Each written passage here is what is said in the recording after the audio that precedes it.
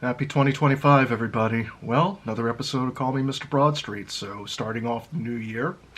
And first of all, just wanted to say thank you to all past subscribers and the new subscribers as well. I really appreciate it. Appreciate the time that you're taking to view these videos and to obviously, view the content. Definitely have some more content coming up for this year. So, this is kind of a some upcoming releases that I think we're looking forward to as fans of the solo work as well as the group, the Beatles themselves, and sort of a wish list for me as well as just a few little bits of upcoming content that I'll have fairly soon on the channel. Apologize for being away, but a little bit of under the weather stuff is definitely going around. So just make sure, obviously, folks, take care of yourselves. Make sure that you're taking care of yourselves and each other. That's the most important thing. Your health comes first. That's without a doubt. So that's kind of what prevented me from doing a bit of content here. But feeling better, feeling strong, let's go for it. So as we know, there's going to be the upcoming Beatles releases, upcoming solo releases. There's going to be January 10th, just right around the corner from this video. Ringo Starr has a new country album called Look Up. And it's produced basically by T-Bone Burnett. It's going to feature Alison Krauss, among others. There's 11 tracks on it, so I'm definitely looking forward to not only purchasing that, but reviewing that on the channel. Most likely we have a new Paul album in 2025. There has been some announcements from him just late last year, which doesn't really feel like that long ago, for obvious reasons. So I'm looking forward to that. I don't know what the title's going to be. We don't know how many tracks. We don't have that information yet. I wouldn't be surprised if it's middle to later in 2025. And that just sounds strange for me to say 2025 is probably for some folks to hear it out there. Time is flying, isn't it? We definitely have some anniversaries coming up in 2025. We've got the 60th anniversary of Rubber Soul, of course. We've got some 55th anniversaries coming up for things such as Let It Be, Paul's first solo album, McCartney, All Things Must Pass, Plastic Ono Band, Buku of Blues from Ringo Starr, and of course the single from Ringo, It Don't Come Easy. Definitely a signature song of his, of course. We have a few 50th anniversaries coming up as well. We've got Venus and Mars, of course. We've got by Wings. We've got Extra Texture by George. We've got Rock and Roll by John. A couple 45th anniversaries coming up for Double Fantasy by John and Yoko. 45th anniversary of McCartney 2. Can't believe that's coming up. Got the 40th anniversary of Broad Street being released on home video, so a little bit of a preview of what's coming with that. 40th anniversary of Live Aid, July 13th, 1985. Hard to believe. It's been 40 years since that. For me, and for my money, that is the number one concert. Not to dismiss Woodstock, which is important, not to dismiss Bangladesh, which is important and kind of set the stage for everything. Bangladesh being the concert, obviously, that George put together for relief during that time. But for my money, Live Aid, star-studded, Philadelphia, also in London, absolutely star-studded cast of singers, everything else, and just a really, impactful concert. Whether it accomplished what it needed to, that's for another time in another video. But just for pure star and song power alone, to me, Live Aid takes the cake. Hey, it's a Gen X thing. What can I say? 40th anniversary of Spies Like Us. I know that song gets a lot of crap, but you know what? I enjoy it. It's a pleasure. It's not even a guilty pleasure. 30th anniversary of the Beatles Anthology Volume 1 coming up as well. That would be released later in 1995. And the 20th anniversary of Live 8. Not to be confused with Live Aid. Live 8 was 2005. That was a sequel to Live Aid. So, there you go. Got a little bit of a wish list of things I'd like to see, of course. First of all, top of my list would be 30th anniversary of Beatles Anthology Volume 1. I don't know if we're going to get it, but I wouldn't be surprised, given with Beatles 64, there was some clips from Anthology that were used that look really cleaned up. And I really strongly feel that it should be on Blu-ray. It should be a physical release.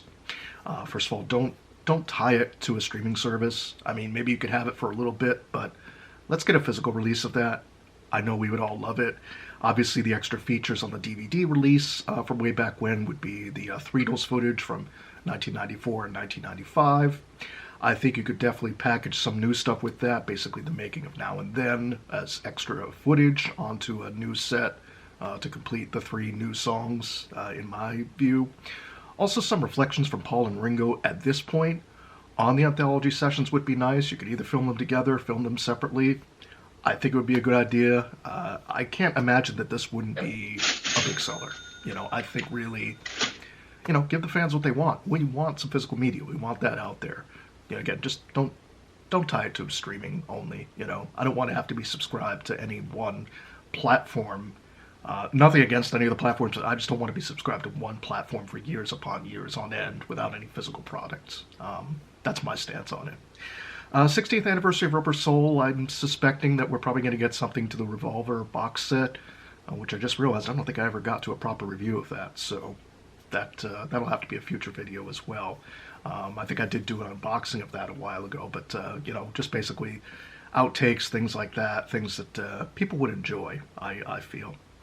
I think the 55th anniversary of Let It Be, let's just get a Blu-ray and DVD. We've already got it on, Disney Plus.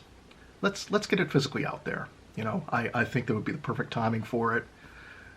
People were complaining, we'll Get Back didn't sell as well or whatever with the DVDs or Blu-rays. But you go to stores and it's kind of hard to find. So I'm not sure I quite buy the whole argument, myself. That's just me. Just my view on things. I'd love to see a release of the George Harrison 1974 tour footage. I think really to get a proper release of that would be nice from the Harrison camp, among many other things, I'm sure. We don't know, I don't quite know what they have planned, but, we have to stay tuned on that for obvious reasons. Finally, I think that to continue the McCartney Archive series would be a good thing. So we're in 2025. My thoughts, it was just my thoughts. I got no inside information. I don't know. Could be right. I could be totally wrong. But, 2025 to 2030, I think would be a good continuation of the McCartney Archive series.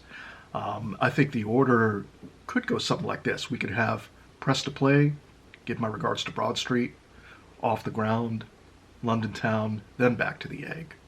You could even do maybe Back to the Egg first, and then fit Press to Play, Broad Street, Off the Ground, and then do London Town as the last set. But something along those lines I think would be good. People aren't going to bail on the set. We get a complete set of that. Hey, it could even be something maybe closer to what we got with the one-hand clapping set. That wouldn't be such a bad thing either. Personally, I prefer a little more deluxe set. That's just me. All the videos, all the stuff, everything out there.